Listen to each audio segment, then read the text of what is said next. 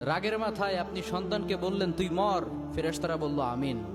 তোর ভবিষ্যৎ অন্ধকার, ফেরেশতারা বলল আমিন। রেগে মেগে আপনি আপনার মেয়েকে বললেন জীবনেও তোর কপালে স্বামীর ভাত জুটবে না, ফেরেশতারা আবারও বলল আমিন।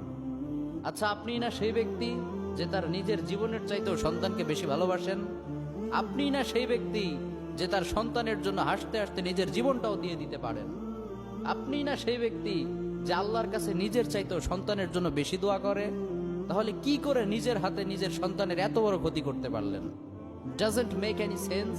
কমন সেন্স বলতে কিচ্ছু নাই আপনাদের? আপনারা কি জানেন না আপনাদের রাগের মাথায় বদদোয়া করাগুলো ফেরেশতারা আমিন বলে?